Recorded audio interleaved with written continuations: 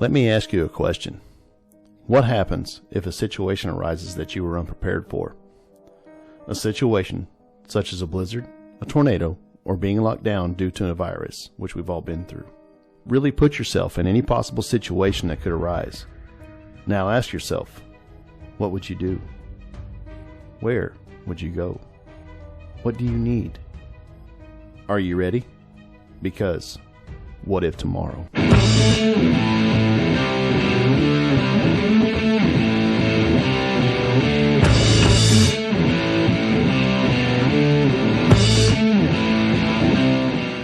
It's Mark with What If Tomorrow Media. Today we're going to be talking about the stuff we're putting in our get home bag. Now, you guys may have seen the video earlier where we talked about my Dollar Tree haul. Well, we're going to use a lot of those items today. Also, a few items that I picked up at Dollar General. Places where you can go and just anywhere, almost anywhere you can find a Dollar General, a Dollar Tree, or a Walmart. Let's get started. Now, my first item that I have is actually a free item. You know those string bags that they give you when you open a new bank account or on Customer Appreciation Day or whatever. It's a simple string backpack. They're not really good for a whole lot, but they're great for the inside of your bag. You can do a lot of things with these. One, if you have a companion, you can split your load. Two, and which is very likely, you've got wet clothes. Well, at some point, we're going to talk about what kind of clothes to keep in your bag. But you can put your wet clothes in this and snap it to a D-ring on the outside of your bag so you don't get the contents of your bag wet. The uses for these little string bags are limitless. Little space blanket. Now, this one also cost me nothing because I've acquired a number of these in first aid kits and whatnot for my boat or for the car or what have you. And when the rest of the kit was empty and thrown away, I just saved the space blanket. So that's going to go in my bag. Just a simple $1 water bottle from Dollar General. I can use my water pump filter to fill this anytime. It's good to have. My dollar can of off-brand Sterno. Now, they've got a little wick here, and you can just, it's like fire in a can. So, all right. Got a little dollar box of triple antibiotic ointment for cuts and scrapes along the way. And I got 2 each of these little yard lights. Now, what can I do with the yard lights, you ask yourself, for a get home bag? Well, if you're going to be camping along the way, you can stick these in a loop on your backpack and let them charge. You can have light for your tent at night. Real simple, cost $1 a piece.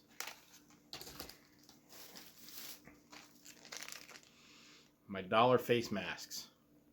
You never know what kind of situation you're going to get in. It's never a bad thing to have in there. A couple decks of cards. You and your companion may want to play cards at night while you're trying to get home, or you may just want to play solitaire or something, just something to kill the time. You never know what situation is going to come up. So for $1, you've got a couple decks of cards. Safety glasses. Now, I wear my glasses are safety glasses, but for those of you who don't wear glasses, they really kind of are a must-have. You know, you never know what kind of situation you're going to be in. If it's windy, if it's a storm situation, protect your eyes. Fairly tough rope. It's I like paracord, but sometimes you just want to have something you can get your hands on, or string up a deer or something that you kill along the way, or a trap. Good rope will get you out of a lot of situations. Batteries. Now, I got one of these simple little dollar store candle lighters. I know I've got a fire starter that I showed you the last time. You can never have too many ways to start a fire. I'm probably also going to put some matches in a waterproof container. If nothing else, if I end up with companions, I can spread these around so that we all have the means to provide fire. The elements can be really harsh, it can be cold, it can be rainy. A fire can save your life. And also, there's the need to cook. So you can never have too many ways of starting fires. I'll probably throw a couple cheap Bic lighters in there as well. Just like I said, if I have companions or something, or, you know, something I can keep in my pocket. So if I get separated from my pack, it's good to have.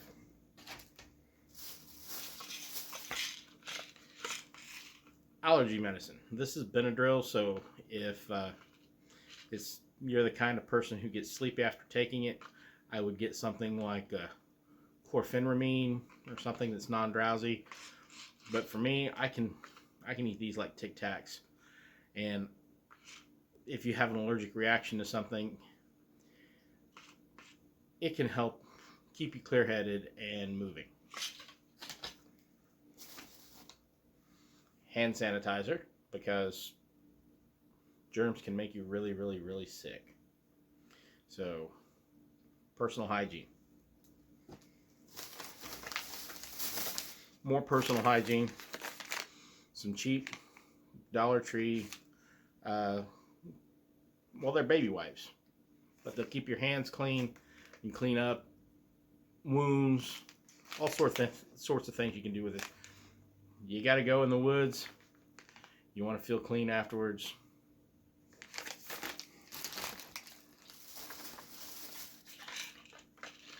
Pain reliever. I have a lot of aches and pains. I'm 53 years old. If I wake up in the morning and I'm not hurting, something's wrong. So, not a bad thing to have in your bag for you or a companion who's slightly injured or just old. Cheap flashlight. Again, you can never have too many flashlights. Well, you can, but you should at least have a backup. And this is my backup.